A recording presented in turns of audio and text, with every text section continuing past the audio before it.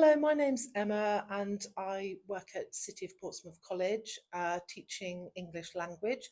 And I'm just going to go through the questions on paper 1, which is non-fiction Victorian text. So I'm just going to start off with question 1, even though it seemed like quite an easy question. A lot of students do struggle with it. What I would say is when you do get the paper, have a read of the questions so that you know what you've got to be looking for, because you've got to find 4 points. Okay, so in this example from last summer, it says identify 4 points the writer makes about when it might be acceptable for women to work. Okay, so if I bring the text in, so we've got to find 4 things that tell us that it's acceptable, that it's okay for women to work. So we've got our text here. It's an extract adapted from a letter written in 1898 by a married woman to a newspaper. It is about whether married women should work.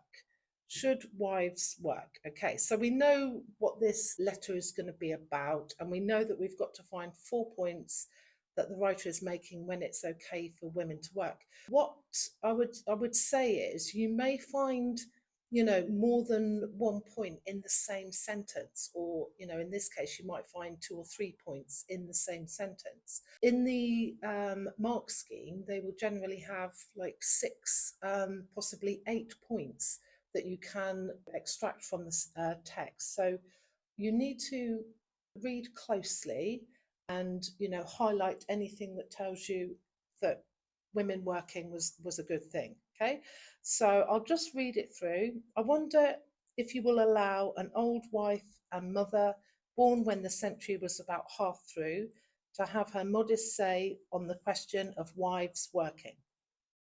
My own old-fashioned prejudice is against the idea. I think that women are physically unfit to plunge into the dust and heat of the arena where men are fiercely striving, and that in the majority of cases they are also mentally unequal to long continued strain. In saying this, I should like to accept, and you can quickly look at the glossary, it tells you I'd like to exclude, leave out or disregard, strong, healthy, sensible maidens. So she's, she is talking about the fact that she thinks women are physically unfit and mentally unequal, but she wants to leave out anyone who is strong, healthy, and sensible. Okay. Maidens, unmarried women. So any unmarried women who are strong, healthy, and sensible, they can actually be put into 3 separate points. So, some students might be tempted to make that into 1 point, but you can break it down. So for them, a little insight into work and into the difficulties of earning money may be useful. Even the adoption of a career, for instance, hospital nursing or other pursuits now open to my sex, may be advisable, provided it be given up on marriage. So she's saying that if they have some difficulties earning money, it may be useful, or they could work as, like they could have a career in hospital or nursing. So there are a couple of other points. So I'm just going to write those 4 points in. Okay. So if they are strong, if they're healthy, and sensible, and for a career in a hospital.